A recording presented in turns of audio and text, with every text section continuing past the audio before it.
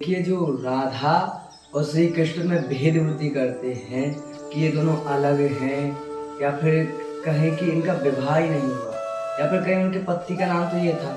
चलो आपने पढ़ लिया ये कि उनके पति का नाम उनके पति का नाम ये था, ठीक है। लेकिन आप ये कैसे कह रहे हैं कि आप ये कैसे कह सकते हैं कि श्री कृष्ण की पत्नियों में राधा का नाम नहीं है, या फिर पत्नियों में राधा का नाम नहीं है। आप पढ़ें, नारद जी के कहने पर ब्रह्मा जी ने भांडीर वन में ब्रज के भांडीर वन में श्री राधा और श्री कृष्ण का विवाह कराया था। स्पष्टता से लिखा हुआ, यदि आप लिखा ही माने तो आप देखें उनका विवाह कराया था। संहिता पढ़े, उसमें तो लिखा है स्पष्टता से कितनी लीला उसमें लिखी है जो भागवत में नहीं है। और भागवत जी में कह रहे हैं जो राधा और कृष्ण में भेद बुद्धि करते हैं कि ये दोनों अलग हैं, तो उनमें कहते हैं उद्धव जी और गोपी उद्धव संवाद के बाद कहते हैं तस्मात् ज्योतिरभूतायाम राधा माधव रूपकम। श्री कृष्ण श्री सुखदेव स्वामी परीक्षित से कह रहे हैं जो दो रूपों में परिणत है वही श्री राधा और कृष्ण है, श्री राधा और माधव है। एक ही ज्योति जो दो रूपों में परिणत है वही श्री राधा और कृष्ण है। तस्मात् ज्योतिरभूतायाम राधा माधव रूपकम, यह एक ही है क्योंकि रहना सकत पल पलकन अंतर, जैसे जलते मीन लालन तेरे ही आदि। बिना पलक झपकाए रह नहीं सकते उनके बिना। जितना पलक झपकाने का समय होता उतना समय भी प्रभु श्री कृष्ण और राधा ये अलग नहीं रह सकती। तो फिर कैसे कह सकते कि वो अलग हैं, उनमें भेद बुद्धि कैसे कर सकते हैं हम? अरे आप रसिकों की वाणी पढ़े, राधा वल्लभी संप्रदाय में देखें, ये तो वाणी वन में करवाया था, ये तो प्रकट लीला में था। लेकिन आप रसिकों की वाणी में पढ़कर देखें, राधा वल्लभी संप्रदाय में देखें तो हर तीसरे दिन ब्याहुला होता है, हर दूसरे तीसरे दिन ब्याहुला उत्सव होता है। निकुंज की उपासना के अनुसार निकुंज में हर दूसरे तीसरे दिन श्री जी और श्री कृष्ण का विवाह उत्सव होता है, उनका विवाह कराते हैं। तो ये कैसे कह सकते हैं कि श्री कृष्ण की पत्नियों में श्री राधा का नाम नहीं है? आप पढ़ें रसिकों की वाणी को, राधा वल्लभी संप्रदाय में देखें, जो श्री जी की उपासना है उसको आप समझें कि श्री कृष्ण और श्री राधा कौन है, क्या तत्व है। ये अलग नहीं है, एक ही है। बताए ना, जो एक ही ज्योति दो रूपों में परिणत, दो नाम है उसके, वही श्री राधा माधव है। जैसे हमारी श्री राधा वल्लभ, राधा रमण, राधा राधा दामोदर, ये सब एक ही तो हैं। इनमें भेद बुद्धि क्या? इस राधा और कृष्ण में भेद बुद्धि करना है तो अपराध होगा।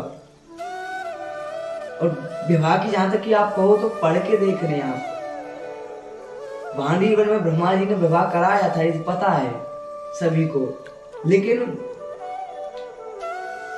यदि आप निकुंज की उपासना के अनुसार माने तो हर दूसरे तीसरे दिन श्री जी का विवाह उत्सव होता ही रहता है, ब्याहुला होता ही रहता है। उससे आप देखें तो फिर कैसे कह सकते हैं तस्मात् प्राणाधिका देवी, वो तो प्राण से प्रिय हैं, उनसे क्षण भर के लिए, निमेष मात्र के लिए प्रभु अलग नहीं हो सकते। जब ब्रह्मा जी बछड़ों को चुरा कर ले गए थे तब प्रभु ने जो लीला करी, उसके बाद ब्रह्मा जी माफी मांगने आते हैं प्रभु से, तब वो भी काफी स्तुतियां करते हैं।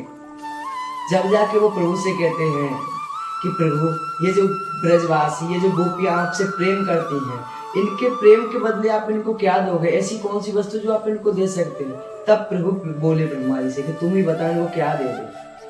तब ब्रह्मा जी कहते हैं कि तुम इनसे कभी अलग नहीं होना, तुम इनसे कभी विकल नहीं होना, ये तुम्हारा वियोग सह नहीं सकेंगे केशव, इसलिए तुम इनसे कभी अलग मत होना,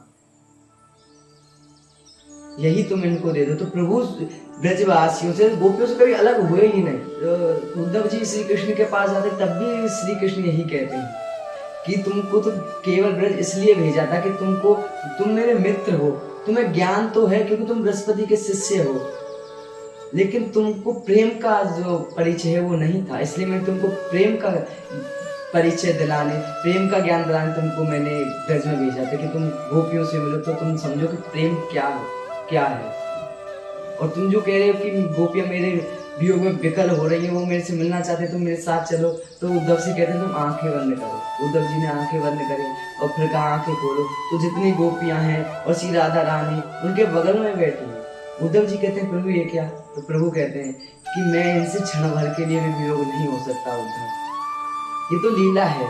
और वैसे भी तुम मानो, जब बरसाने से गोपियां वृंदावन माखन बेचने आ सकती है, तो क्या वृंदावन से मथुरा कोई ज्यादा दूर है? यदि मेरे से मिलना ही होता तो एक दिन में 2 बार आ जाया करते, लेकिन ये तो लीला है, लीला है उधर। असल में तुमको मेरा संदेश देने के लिए नहीं, तुमको प्रेम का ज्ञान कराने के लिए मैंने ब्रज में भेजा था। और मैं ब्रजवासियों से, गोपियों से कभी अलग हुआ नहीं और नहीं हो सकता हूँ, क्योंकि विपिन राज सीमा के बाहर तो हरि हो कौन निहार।